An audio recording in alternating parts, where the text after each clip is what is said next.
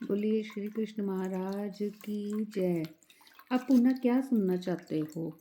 बहुलाश्व बोले, मुने प्रभु, दुर्वासा का दिया हुआ यमुना जी का पंचांग क्या है जिससे गोपियों को गोविंद की प्राप्ति हो गई? उसका मुझसे वर्णन कीजिए। श्री नारद जी ने कहा, राजन, इस विषय में विज्ञजन एक प्राचीन इतिहास का उदाहरण देते हैं जिसके श्रवण मात्र से पापों की पूर्णतया निवृत्ति हो जाती है। अयोध्या में मानदाता नाम से प्रसिद्ध एक तेजस्वी राज शिरोमणि उस पुरी के अधिपति थे। एक दिन वे शिकार खेलने के लिए वन में गए और विचरते हुए सोबरी मुनि के सुंदर आश्रम पर जा पहुँचे। उनका वह आश्रम साक्षात वृंदावन में यमुना जी के मनोहर तट पर स्थित था। वहाँ अपने जामाता सोबरी मुनि को प्रणाम करके मानदाता ने कहा, मानदाता बोले, भगवान, आप साक्षात सर्वज्ञ हैं, प्रावर बेटाओं में सर्वश्रेष्ठ हैं और अज्ञान अंधकार से अंधे हुए लोगों के लिए दूसरे दिव्य सूर्य के समान है। मुझे शीघ्र ही ऐसा कोई उत्तम साधन बताइए जिससे इस लोक में संपूर्ण सिद्धियों से संपन्न राज्य बना रहे और परलोक में भगवान श्री कृष्ण का सारूप्य प्राप्त हो। सोबरी बोले, राजन, मैं तुम्हारे सामने यमुना जी के पंचांग का वर्णन करूंगा जो सदा समस्त सिद्धियों को देने वाला और श्री कृष्ण के सारूप्य की प्राप्ति कराने वाला है। ये साधन जहाँ से सूरज का उदय होता है और जहाँ वह अस्त भाव को प्राप्त होता है वहाँ तक के राज्य की प्राप्ति कराने वाला तथा यहाँ श्री कृष्ण को भी वशीभूत करने वाला है। सूर्य व चंद्र, किसी भी देवता के कवच, स्तोत्र, सहस्त्र नाम, पटल तथा पद्धति, ये 5 अंग विद्वानों ने बताए हैं। बोलिए श्री कृष्ण महाराज की जय। 16वां अध्याय, श्री यमुना कवच। मानदाता बोले, महाभाग, आप मुझे श्री कृष्ण की पटरानी यमुना के सर्वथा निर्मल कवच का उपदेश दीजिए, मैं उसे सदा धारण करूंगा। सोबरी बोले, महामते नरेश, यमुना जी का कवच मनुष्यों के सब प्रकार से रक्षा करने वाला है तथा साक्षात चारों पदार्थों को देने वाला है। तुम इसे सुनो। यमुना जी के 4 भुजाएं हैं। वे श्यामा, श्याम वर्णा एवं षोडश वर्ष की अवस्था से युक्त हैं। उनके नेत्र पर फूल कमल दल के समान सुंदर एवं विशाल है। वे परम सुंदरी हैं और दिव्य रथ पर बैठी हुई हैं। इस प्रकार उनका ध्यान करके कवच धारण करें। बोलिए श्री कृष्ण महाराज की जय। स्नान करके पूर्वाभिमुख हो मौन भाव से कुशासन पर बैठे हुए और कुशों द्वारा शिखा बांधकर संध्या वंदन करने के अनंतर ब्राह्मण अथवा द्विज मात्र स्वस्तिक आसन से स्थित हो कवच का पाठ करें। यमुना मेरे मस्तक की रक्षा करे और कृष्णा सदा दोनों नेत्रों की, श्यामा ब्रूभंग देश की और नाकवासनी नासिका की रक्षा करे। साक्षात परमानंद रूपणी मेरे दोनों कपोलों की रक्षा करे। कृष्ण वामा संभूता श्री कृष्ण के बाएं कंधे से प्रकट हुई वे देवी मेरे दोनों कानों का संरक्षण करे। कालिंदी अद्रों की और सूर्य कन्या चिबुक ठोडी की रक्षा करे। यम स्वसा यमराज की बहन मेरी ग्रीवा की और महानदी मेरे हृदय की रक्षा करे।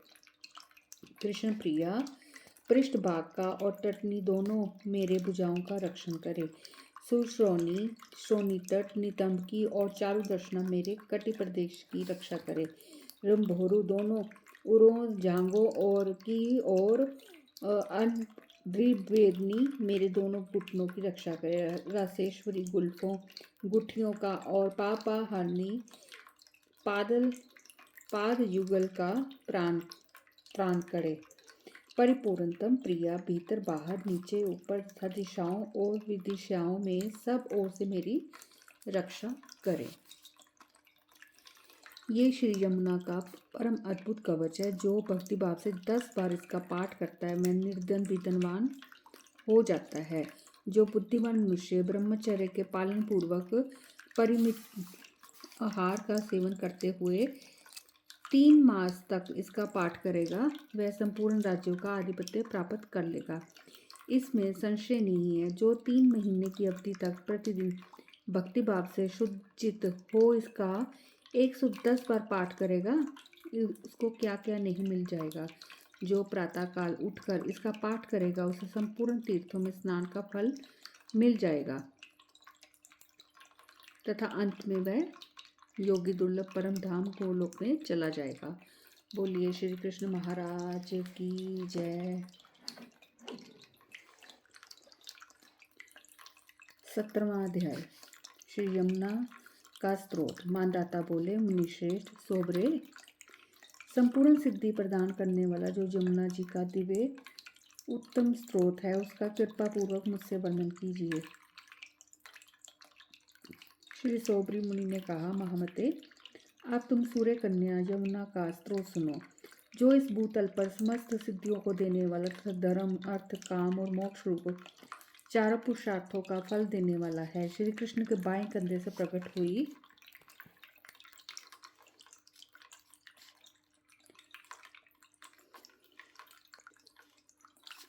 कृष्णा को सदा मेरा नमस्कार है। कृष्णे, तुम श्री कृष्ण स्वरूपणी हो, तुम्हें बारंबार नमस्कार है। जो पाप रूपी पंकजल के कलंक से कुत्सित, कामी, कुबुद्धि मनुष्य सत्पुरुषों के साथ कला करता है, उसे भी गूंजते हुए ब्रह्मर और जल पक्षियों से युक्त कलिंद नंदिनी यमुना वृंदावन धाम प्रदान करती है। कृष्णे, तुम ही साक्षात श्री कृष्ण स्वरूपा हो। तुम ही परले सिंधु के वेग युक्त भंवर में महामत्स्य रूप धारण करके विराजती हो। तुम्हारी उर्मी उर्मी में भगवान पूर्ण रूप से वास करते हैं तथा तुम्हारे बिंदु बिंदु में श्री गोविंद देव की आभा का दर्शन होता है।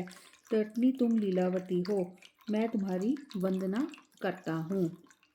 तुम धनी भूत मेघ के समान श्याम कांति धारण करती हो। श्री कृष्ण के बाएं कंधे से तुम्हारा प्रगटे हुआ है संपूर्ण जलों की राशि रूप जो विरजा नदी का वेग है, उसको भी अपने बल से खंडित करती हुई ब्रह्मांड को छेद कर देवनगर, पर्वत, गण, शैल आदि दुर्गम वस्तुओं का भेदन करके तुम इस भूमि खंड के मध्य भाग में अपनी तरंग मालाओं को स्थापित करके प्रवाहित होती हो। यमुने, तुम पृथ्वी पर तुम्हारा नाम दिव्य है। वह श्रवण पथ में आकर पर्वताकार पाप समूहों को भी दंडित एवं खंडित कर देती है। तुम्हारा वह अखंड नाम मेरे वामंडल वचन समूह में क्षण भर भी स्थित हो जाए, यदि वह एक बार भी वाणी द्वारा ग्रहित हो जाए तो समस्त पापों का खंडन हो जाता है। उसके स्मरण से दंडनीय पापी भी अदंडनीय हो जाते हैं। तुम्हारे भाई सूर्यपुत्र यमराज के नगर में तुम्हारा प्रचंडा ये नाम सुदृढ़ अति दंड बनकर विचरता है। तुम विषय रूपी अंतकूप से पार जाने के लिए रस्सी हो, अथवा पाप रूपी चूहों को निगल जाने वाली काली नागिन हो, अथवा विराट पुरुष की मूर्ति को वेणी को अलंकृत करने वाला नीले पुष्पों का गजरा हो, जहाँ उनके मस्तक पर सुशोभित होने वाली सुंदर नीलमणि की माला हो। यहाँ आदि कर्ता भगवान श्री कृष्ण की वल्लभा गोलोक में भी अति दुर्लभा, अति सौभाग्यवती अद्वितीय नदी श्री यमुना प्रवाहित होती है। उस भूतल के मनुष्यों का भाग्य इसी कारण से धन्य है। गौओं के समुदाय तथा गोप गोपियों की क्रीड़ा से कलित कलिंद नंदिनी यमुने, कृष्ण प्रभे, तुम्हारे तट पर जो जल की गोलाकार चप्पल एवं उताल तरंगों का कोलाहल कल रव होता है, वह सदा मेरी रक्षा करे।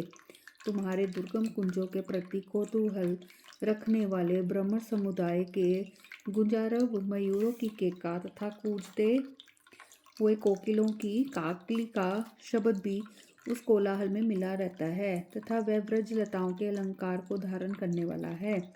शरीर में जितने रोम है उतनी ही जीवाएं हो जाए, धरती पर जितने सिकता कण है उतनी ही वाग देवियाँ आ जाए और उनके साथ संत महात्मा विशेष नाग के समान सहस्त्रों जीवाओं से युक्त होकर गुणगान करने लग जाएं, तथापि तुम्हारे गुणों का अंत कभी नहीं हो सकता। कलिंद गिरि नंदिनी यमुना का ये उत्तम स्रोत यदि उस काल में ब्राह्मण के मुख से सुना जाए अथवा स्वयं पढ़ा जाए तो भूतल पर परम मंगल का विस्तार करता है। जो कोई मनुष्य भी यदि नित्य इसका धारण चिंतन करे तो वह भगवान की निज निकुंज लीला के द्वारा वर्ण किए गए परम पद को प्राप्त होता है। बोलिए श्री कृष्ण महाराज की जय। ओम नमो भगवते वासुदेवाय नमः। ओम नमो भगवते वासुदेवाय नमः। ओम नमो भगवते वासुदेवाय नमः। ओम नमो भगवते वासुदेवाय नमः। ओम नमो भगवते वासुदेवाय नमः। ओम नमो भगवते वासुदेवाय नमः। ओम नमो भगवते वासुदेवाय नमः। ओम नमो भगवते वासुदेवाय नमः। ओम नमो भगवते वासुदेवाय नमः। ओम नमो भगवते वासुदेवाय नमः। ओम नमो भगवते वासुदेवाय नमः। बोलिए श्री कृष्ण महाराज की जय।